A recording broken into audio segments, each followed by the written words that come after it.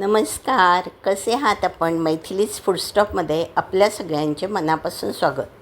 पोट साफ राहण्यासाठी पालकाची भाजी अतिशय उत्तम असते आणि ती कितीतरी प्रकारे करता येते. तर आज पालकाची गोळा भाजी, पळीवाड भाजी कशी करायची ते आपण बघणार आहोत. चला तर मग सुरू करूयात पालकाची गोळा भाजी. ॲमेझॉनवरनं मी अशा पिशव्या मागवल्या आहेत. तर त्याच्यामध्ये आता मी टमॅटो पण ठेवले आहेत आणि ही उरलेली भाजी आहे ना, ती मी ह्याच्यामध्ये ठेवणार आहे. म्हणजे काय होईल, एक मिनिट मी ठेवते. मध्ये ही भाजी ठेवली आहे. आता हिचा अशी बंद करायची, म्हणजे ही भाजीसुद्धा अजून 2 दिवस छान राहील. आता आज मी ह्याची गोळा भाजी केली आहे. अजून 2-4 दिवसमध्ये गेले की ह्याची मी पातळ भाजी किंवा थालीपीठ किंवा पुऱ्या किंवा पालक भात किंवा पालकाची पछडी, असे कटलेट, हराभरा कबाबमध्ये पण, म्हणजे हराभरा कटलेट असतो त्याच्यात पण मूग भिजत टाकलेले आहेत, ते मूग आणि हे असं मी करू शकते. असे अनेक प्रकार केले जातात, पण शक्यतो हे असं ठेवलं ना की 3 आठवडे तुमचा पालक अतिशय छान राहतो. आता हे मी फ्रीजमध्ये ठेवून देणार. फ्रीजमध्ये पालक ठेवताना आणि तो गुंडाळताना एक लक्षात ठेवायचं आहे की तो पूर्ण कोरडा असला पाहिजे, अजिबात ओला असता कामा नये, नाही तर तो मात्र मग सडून जाईल.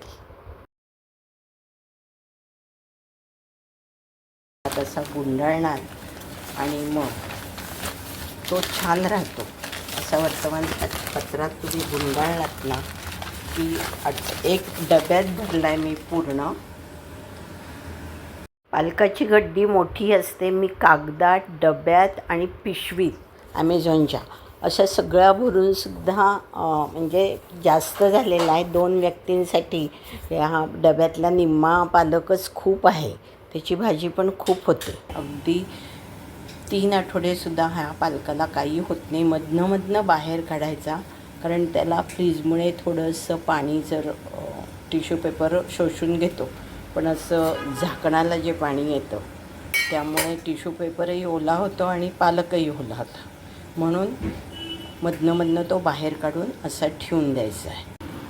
आता या वाटीत मी थोडं तिखट आणि मीठ घातलं आहे आणि ह्यामध्ये मी लसणाची फोडणी केली. तर आधी मी ह्याच्यात थोडीशी लसणाची फोडणी काढून घेते. तुम्ही इथे बघू शकता, या वाटीत मी लसणाची फोडणी काढली. इथं मी चक्क कुकरमध्ये पालक धुवून बारीक चिरून, 1 मिरची आणि 1 जाड लसणाची पाकळी असं सगळं उकडून घेतलं आहे. उकडून घेतल्यावर त्याच्यातलं मी पाणी काढून ठेवलं होतं. आधी तो ठेचून घेतला आहे ह्या बत्त्याने आणि मग तेच पाणी ह्याच्यामध्ये घातलेलं आहे. आता आणि त्याच्यामध्ये थोडं मीठ चवीनुसार, 1 चमचा दही, 1 चमचा ह्या चमच्याने 1 चमचा तिखट आणि 2 मोठे चमचे किंवा हा अर्धा चमचा डाळीचं पीठ त्याला लावून हे असं केलं आहे. आता ही आपली उरलेली फोडणी आहे. तर आता ही मी काढलेली आहे, ती परत मी शेगडीवर ठेवली आहे. तुम्ही बघू शकता इथे. एका हातात मोबाईल घेऊन करते आहे, त्यामुळे जरा थोडं दाखवायला जड जातं. आणि आता या फोडणीतच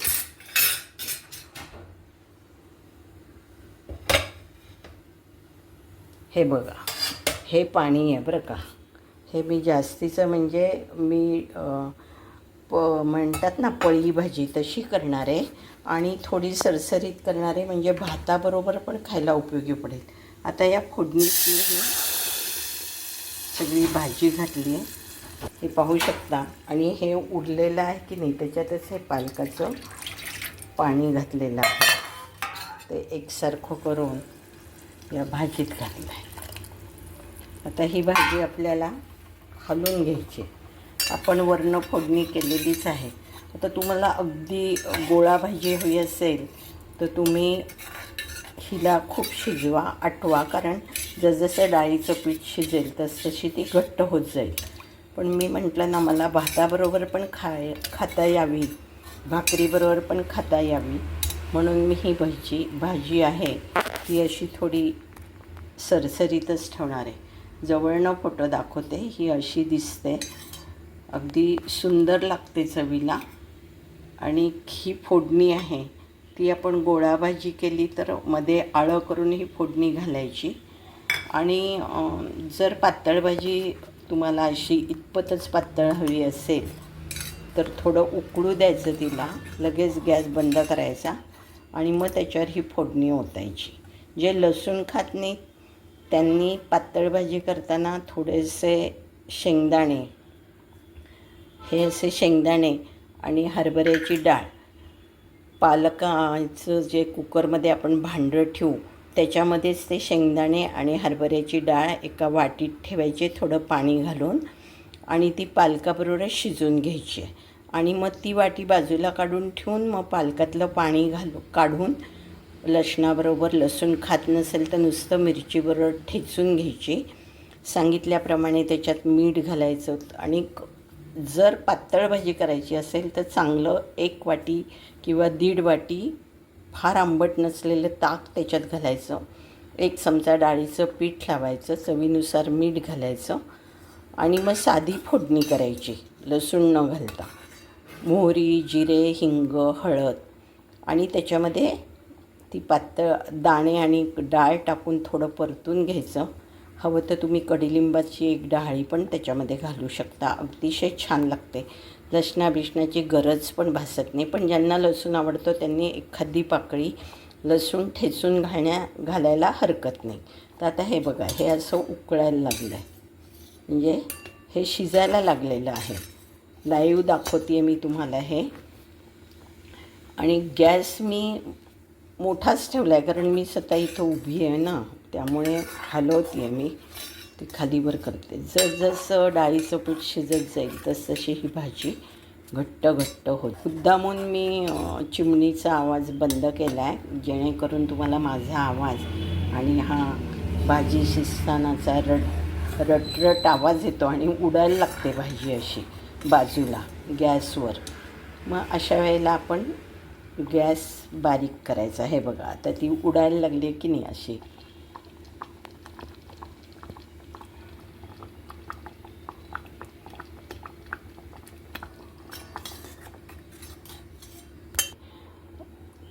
हे बघा, पाण्यात मुलं कशी खेळतात तशी ही भाजी शिजताना अशी मस्त उडायला लागते. आपण तो टिपरीचा खेळ खेळताना कसं हे करतो ना, लंगडी घालत असं जातो, तसं ह्याच्यात बघा हे अशी उडायला लागते. हे बघा, दिसत आहेत ना तुम्हाला बुडबुडी येताना.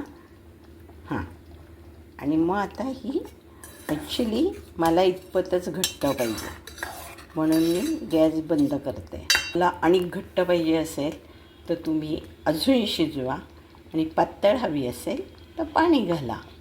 आता आपण गॅस बंद करू आणि ही सर्व करूया. भाजी तयार आहे सर्व करायला.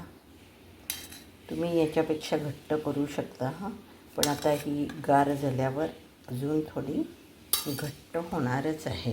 हे बघा, हे ह्याच्यामध्ये अशी आपण करून ठेवलेली फोडणी आहे ना, ती अशी वरनं टाकायची आणि अगदी घट्ट गोळा भाजी केली तर ताटामध्ये घेऊन मध्ये आळं करून त्याच्यात ही फोडणी टाकायची. फोडणी पण व्यवस्थित कालून घ्यायची कारण आपण त्याच्यात तिखट मीठ घातलेलं आहे. मग कशी वाटली तुम्हाला माझी ही रेसिपी? जर आवडली तर लाईक करायला विसरू नका. तसाच माझा यूट्यूबवरील चॅनल व फेसबुकवरील पेज सबस्क्राईब करायला विसरू नका. अर्थात मैथिलीज फूडस्टॉपला जे कोणी सबस्क्राईब करणार त्यांना नक्की काहीतरी नवीन ऐकायला, पाहायला, बघायला व शिकायला मिळणार. मग करताय ना सबस्क्राईब? चला तर मग लवकरच भेटू अशीच एक नवीन रेसिपी घेऊन. तोवर अर्थातच खात राहा, पीत राहा, मजेत राहा, आनंदित राहा. अच्छा, बाय बाय, नमस्कार, धन्यवाद.